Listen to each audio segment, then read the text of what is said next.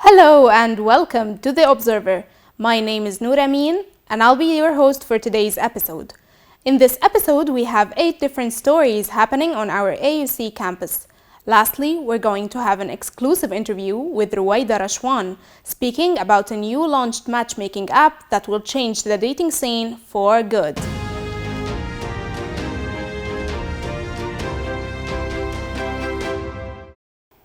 From digital games to retail design, AUC showcased the Department of Art's talented students.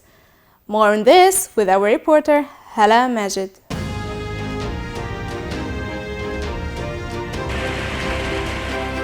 In the AUC Center of the Arts lies the 4th edition of the Graphic Design Open Studio. Through the doors of the Sharjah Art Gallery, students, professors, and parents gather to watch graphic design students' art. The Open Studio is a collective show of diverse graphic design students' work over the past semesters. Works included retail design, where students not just design for retail, but more of an experience design. So students start from brand envisioning, learning about the brand attributes, taking this into storytelling, and that's a major start for any meaningful experience, for any brand communication. They also design games digitally that people are experimenting in this sphere. Students also get a hands-on experience on packaging design and experiment with structures of products based on real marketing clients. Students also transform different forms of art, like music, into design. So for example, I remember that the synthesizers symbolize like the waves here, and then the drums, they symbolize the circles. And then when a different tone of the beat or of the drum would occur, I would shade it in black, and that's it. And then I put all the shapes together to form a harmony. In this gallery gathers collective art by the hands of creative designers. Showcasing the astonishing projects by the graphic design students to the AUC community is a forecast of the lifetime of their success. This was Hala Majid, AUCTV, Cairo.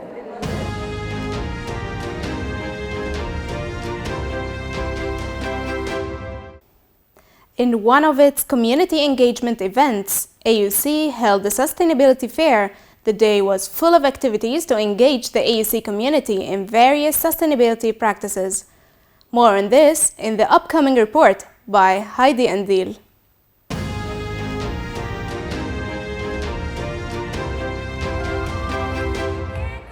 The AUC Gardens was brought to life through the Sustainability Fair by the Students' Union and the Office of Sustainability. More than 20 vendors selling environmentally friendly products had participated in this event. The Association for the Protection of the Environment, APE, is one of them. Women working for this organization are provided tools and skills to recycle materials, producing toys, carpets, bags, and many more products. However, the current economic situation made the process challenging. الخامات حاليا بقت صعبة لأن المصانع الأول كانت بتدينا الخامة فري، بقيت بتدينا الخامة بندفع جزء من الفلوس. دلوقتي بنروح ناخد منهم الخامة، هم اوريدي بيرموها مش عايزينها، بس احنا عشان بناخدها منهم فدلوقتي الخامات برضو سعرها زاد، فدي برضو مشكلة بتواجهنا. To engage the AUC community in one of the most popular sustainable practices, the Sustainability Office offered them an opportunity to plant their own plant by their hands. Participants were given the needed direction throughout the process by the workers of AUC Gardens. But how does the office come up with this initiative? Let's have something to be very intimate, something to do with your hands. It's a plant from AUC, and it's we are using the composting that we are getting from AUC. And one of the main things that we want to make the community to be learned, and even the coffee ground that come out from the coffee shops inside AUC, we are using them as a natural composting as well to the plants. This gives you like a real connection to the idea itself. The Students' Union has also organized a panel discussion where the effects of COP27 on sustainable businesses in Egypt were discussed. On another note, this lion statue was showcased at the event. It's made of more than 300 kilograms of metal waste, and it took 1 month to produce. It's worth mentioning that such events are not only made to entertain the AUC community. The purpose of these events is firstly to raise awareness on sustainability, because I was actually surprised that a lot of students don't know a lot about sustainability. And also it's to sort of portray sustainability in a positive light, that sustainability doesn't have to be that you don't take a plastic bag and that you are forced to carry your things, or that you're forced to pay extra for the plastic bag and so on. So sustainability can be a positive thing, a fun thing, an interesting thing. Students enjoyed their free fresh juice that was handed during the event while having some fun before they resumed their classes. AUC continues to take several measures to foster sustainable practices, and one of which is raising the public awareness. This was Heidi Endil, AUCTV, Cairo.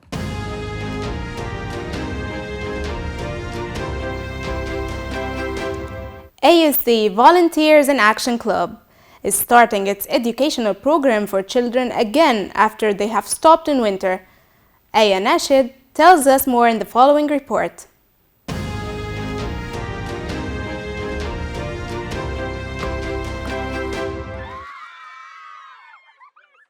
What is better than giving back to the community? AUC students and members of Volunteers in Action Club focus on different community services. Junior Development is one of the committees that's dedicated to help the children of the Egyptian Orphanage Fund. The Egyptian Orphanage Fund is founded by an Egyptian-Australian woman who is responsible for more than 80 families. She fulfills their needs not only by giving them money, but also taking care of them in other ways. احنا بنراعي حوالي 157 ولد وبنت بس في بيوتهم. احنا ما عندناش دار وهو مش orphanage. We care for them in their homes and look after them. We help them with their education. We help them with their health. We help them with a sports program as well. The committee welcomed the children in a day full of fun activities after they stopped the program during last winter break. The program focuses on teaching the children how to think properly, behave in good manners, and teach them other useful skills. It all started by looking at what they learn at their schools. They don't learn all the skills that they actually require in order to live. Some things like that's regarding their psychological development, their social skills, and this is basically the point of the committee. We target their skills, we target how they interact with different people other than the people they already know. Junior Development Team consists of 45 members who managed to create a strong bond with the children, making it more fun and easier for them to learn. الفكرة ان احنا عايزينهم يطلعوا من هنا ان هم متعلمين حاجه، بس هم مش متعلمين for the sake ان هم يبقوا اسمهم متعلمين، لا هم بيتعلموا حاجه علشان بجد يستغلوها في حياتهم. Throughout the welcoming event, members of VIA made sure to give the children a day full of fun activities and games before they start their program next Friday. Such programs ensure a better future, as children you teach now are forever changed for the better. This is Aya Nashid, AUCTV, Cairo.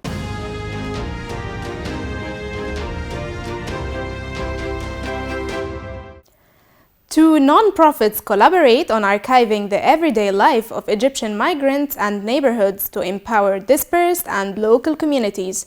More on this in the following report by Christine Munir.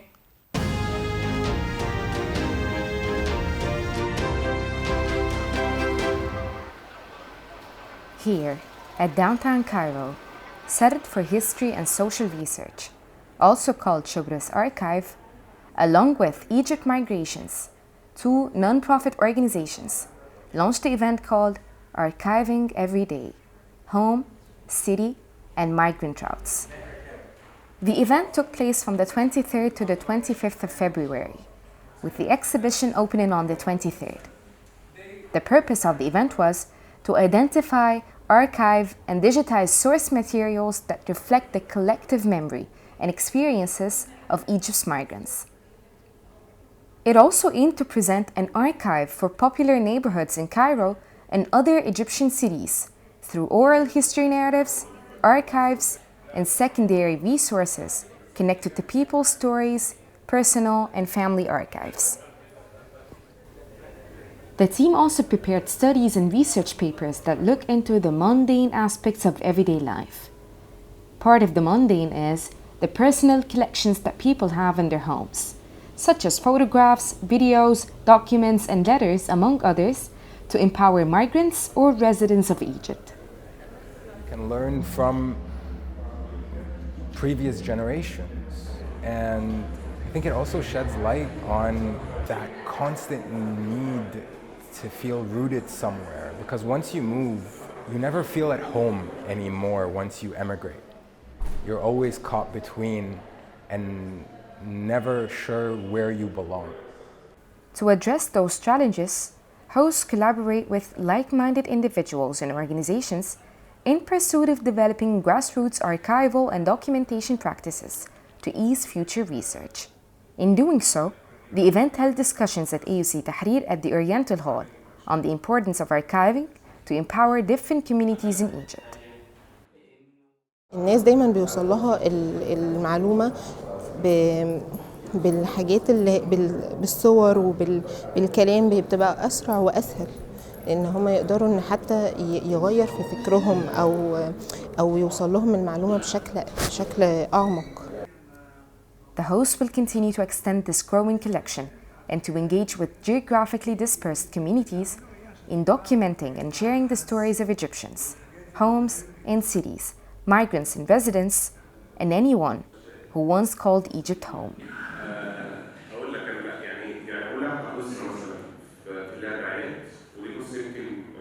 It's time we cared about our documentation and archiving practices in order to preserve what we call heritage through storytelling. This is Christine Munir reporting for AUCTV, Cairo.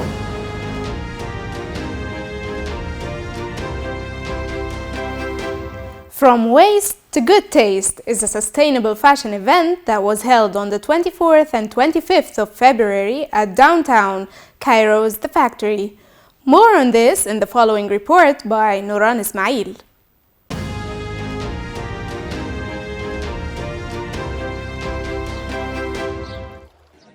From Waste to Good Taste is one grand sustainable fashion event. The event aims to guide the society to have more positive impact on the environment by raising awareness on ways to recycle and upcycle clothes. الوركشوب انك مثلا انك بتاخدي اي قماش عندك، او مثلا اما بتاخدي قماش من هنا، يا اما بتجيبي حاجه معاكي بلين وبترسمي عليها بالوان القماش، عشان ممكن مثلا تخلي عندك give a pop of color مثلا، او can give a new pattern تكون شكلها حلو. حبيت اروح from waste to good taste عشان انا كواحده her style is different and كواحده برضو ما بتحبش الترندز، كنت عايزه اشوف ايه اللي from waste to good taste يقدر يقدمه عشان الناس تكون تعرف to express themselves اكتر. The event had multiple of workshops such as painting on clothes, creating jewelry and paper mache. بعمله اول حاجه out of passion، يعني هكدب عليكي لو بقولك ان اول حاجه I want to change بقى the world كده، طبعا عايزه نفسي اغير، ومن زمان وانا بحب ابسايكل واقص وكده، ومن اول ما بدات ثريفتنج لحد ما عرفت اكتر عن الفاست فاشن ومشاكلها وعن السستينابيلتي، وبدات يبقى عندي كده قضيه اللي هو انا مهتمه بيها.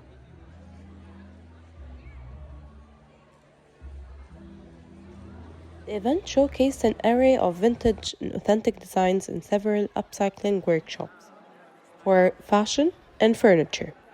The event also had a unique option, which is to style one's clothes in a styling room, containing all kinds of pieces from sustainable fashion partners, Nevertheless, creating one's jewelry in a workshop using eggshells and nutshells. So this initiative came to light when I collaborated with a fellow designer, Rania El Kalla.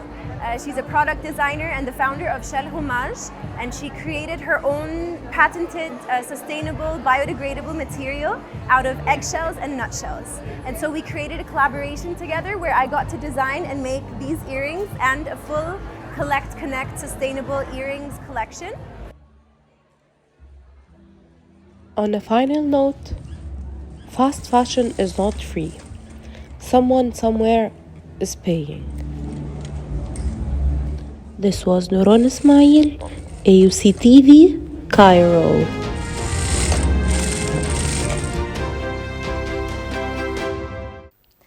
The AUC is hosting the opening of the exhibition of the winning photos of the Egypt Press Photo Competition 2022. Winners are discussing their stories and ongoing struggles to capture the perfect photo. Coming up next.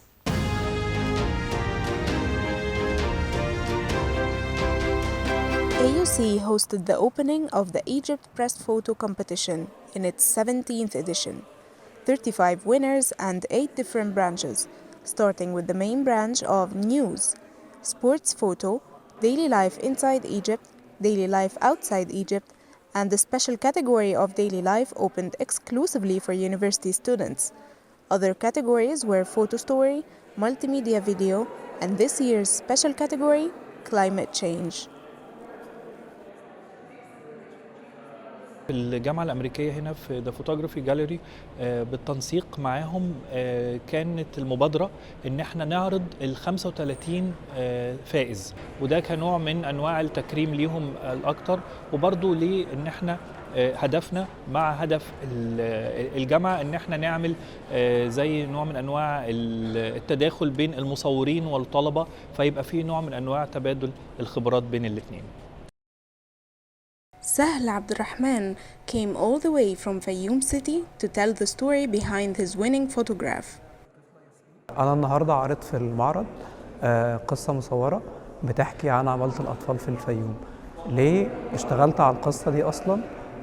لأن للأسف الفيوم واحدة من المحافظات اللي مشهورة جداً بعمالة الأطفال، يعني على حسب الإحصائيات 50% من الأطفال في الفيوم بيشتغلوا. الأقل إقبالاً كان للأسف الصورة الصحفية النيوز. ليه؟ لأنه يعني مش مسموح كتير حاجات التصوير في مصر، وفي يعني الأحداث اللي هي المصورين الصحفيين مسموح لهم يصوروا فيها قليلة. I would say nowadays it's not that easy to hold, even for photographers or for the professional photojournalists, to hold their cameras and go through the streets. It's not that easy like before, and they required several permissions, which is not that easy to have, and sometimes they missed the real good picture while you are required to bring permission. الأمان ما تبقاش عليا، ابقى حر يعني وانا ماشي في الشارع، ما بقاش ماسك كأنني ماسك حاجة غريبة أو سلاح الناس بتخاف منه. I hope people will understand one day, continued Yusuf, which makes me want to ask. With the current restrictions and the public fear of camera, journalists and students are struggling to capture the perfect shot. Is it possible that these struggles would come to an end one day? Noor Amin, AUCTV, Cairo.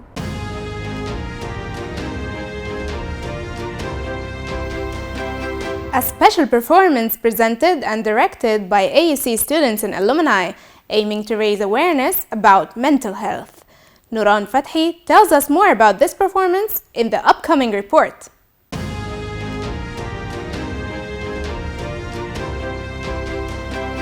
I hate myself.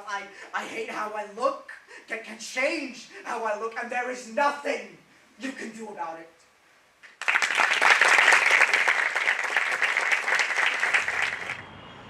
Peace of Mind is a play that was displayed at AUC in the Gerhardt Theatre. The play was made of 5 original 10-minute plays to show a variety of mental health issues. each play had its own director for different visions to be involved and was written by students and alumni for the topics to be relevant to a similar age group. So when students and alumni come to see the play, they see themselves reflected in the stories. Production, and you've made the effort to be here tonight. The idea was for it to be 5 short plays, is to really show a variety of mental health issues. I hope that people come and they find the stories relatable and they see themselves or a loved one in the stories and gain understanding in general of different mental health issues and how they affect a person.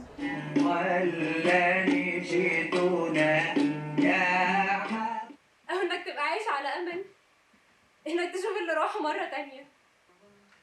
Some of the well-being and mental health issues covered in the play were body image, depression, and social media and anxiety. I liked the idea, and when I saw it first being sent to me in an email that it's a 10-minute play, it's not too long and it covers different topics like grief and depression and things like that. I got quite emotional after in the middle of the first play and the second one. I think it touches everybody. For people who are not really struggling on a very high level, this play and other events should lead them to have a sense of empathy for others. 0 minutes, 0 seconds. Who was that? My phone? The directors wanted the attendees to feel heard as well as reduce the stigma around mental health. Nuran Fathi, AUCTV, Cairo.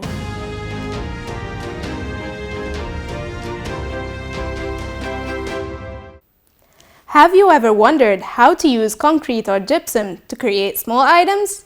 AUC students gathered in a very special place to relax and learn more about these things. More with our reporter, Javier Jennings.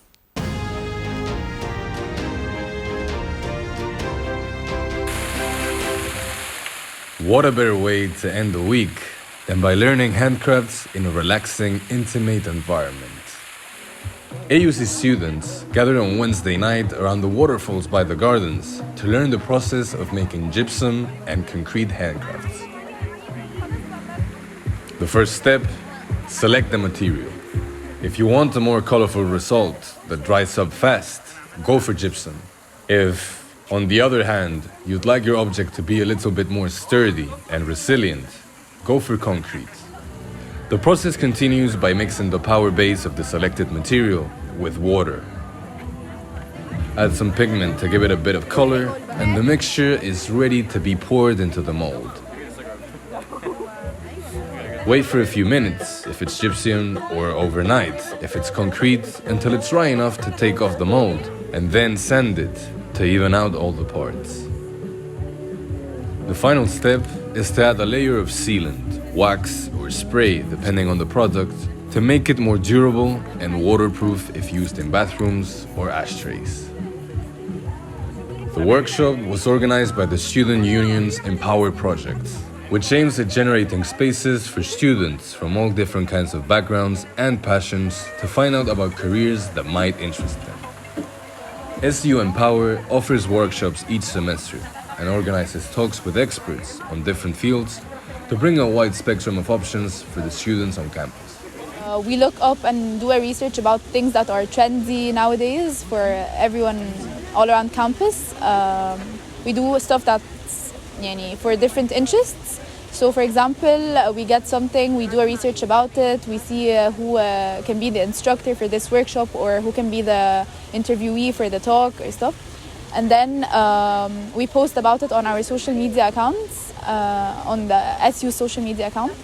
And then we open sign-ups for participants, and then we reach a certain capacity. For this handcrafts workshop, the SU invited Lin Rajer, an architecture graduate who is now an interior designer. Throughout her research and projects, Lin fell in love with concrete. When I was in university, we experimented with the material a bit in one of my structure courses. and I just fell in love with the process. And after I graduated, I wanted to experiment with it even more with furniture, possibly tables, shelving units, but the scale was a bit too large to experiment with at the beginning. So I started researching and looking for smaller scale projects such as making trays, coasters, smaller items to be able to mold the concrete into. And then after I started making a few products, I thought why not share my love with everyone else and kind of build it into a business and make other people happy with the products as well. Lean now sells her handcrafts through an Instagram page called Concrete Crust, where she promotes her products and markets her startup. SU Empower is planning more workshops with young entrepreneurs like Lean and conferences with experts for this semester, including an upcoming fashion campaign right before Ramadan that will hold seminars in modeling, clothes design, makeup, and styling. Javier Jennings Mozo, Cairo, AUCTV.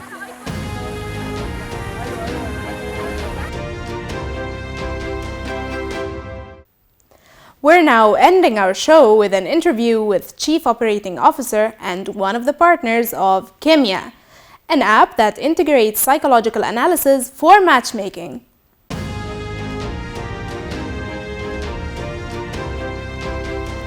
Welcome back. Today we have a very interesting topic to introduce with our special guest, Ruwaida Rashwan, the COO and partner of the new matchmaking app, Kimia. Good afternoon, Ruwaida. Hi. Thank you for taking the time to speak to us today. We're really excited to learn more about your dating app that uses psychology to match couples. Can you tell us a little bit more about how this idea came to light? It was actually Amr Riz, an AUC alum and also an entrepreneur of 20-year background in finance, who came up with the idea. I was just the one who was designing, leading, and implementing the idea to bring it to life. And what inspired you to create this unique approach to online dating? Well, a lot of people fall into the trap of being in a very toxic relationship, and we really wanted to create something that offers people a stage to know themselves better and to know their partners better before actually committing. Okay. So what's Kimia? Walk us through the user experience on the app. Kimia is a scientific matchmaking platform that is built on Myers-Briggs Type Indicator, MBTI, for users to know themselves better and to maximize their chance of finding the best possible relationship. We were keen enough to produce something that not only focuses on the core and values of the user, but also provide the privacy needed that so many applications or dating applications out there lacked, kind of after doing a lot of research. Coming to that, how does your app protect users' privacy and security? Well, users have to go through a verification process where they actually, they'll share with us their social media handles and will share with us a video introducing themselves and telling us why would they want to join our medium or our platform. After that, we'll take a very close look to the data shared with us, and by having that in our hands, we'll either approve or disapprove the user. Because we really want to avoid any acts of catfishing, because we want to create a safe space for other users to join our app. That's amazing. Okay, so have you faced any challenges or obstacles in developing and launching your app? Definitely. Approaching coaches and therapists was very critical. A lot of coaches and therapists were scared to take this step forward because it was kind of out of their comfort zone. This was one angle of it. The other angle was, after launching, a lot of users were scared to give it a try with another dating app they're not used to. So this was another obstacle that we faced, and we're still facing as we're still in the launching phase. What else? Doing the research about which tests are we going to integrate into our application was very critical. There are a lot of tests that are similar to MBTI, people use to know their personalities with. So actually landing on one was very critical, and it took a lot of time from us. That's great. Can you tell us more about the services that Kimia offers? Kimia has two services to offer, a free service and a premium service. The free service, basically the user will go to the website, will sign up, will wait for the verification email to be sent to them, and then they'll be able to install the application, take the personality test to know their personality type out of 16, and then they'll get matched to their own preference. The premium service, on the other hand, it's more of a white glove service. Why is it a white glove service? Because it's very selective. Users will also go to the website, will sign up, will get verified, take the test, and then they'll get to choose one of Kimia's counselors or coaches to book an appointment with them for a get to know yourself session. And after that, they'll know more about themselves, and they'll get matched in a very accurate way. That's perfect. What advice do you have for your users to maximize their chances of finding a successful match through your app? First of all, I think users should know themselves better. They have to know their blind spots, their weakness points, to work on themselves first, so that they'll be able to form a very healthy relationship with future partners. And also, users should get out of their comfort zone to use an application like Kimi. That's it. Thank you, Ruwaida, for being with us today. Thank you for watching us. See you soon next week.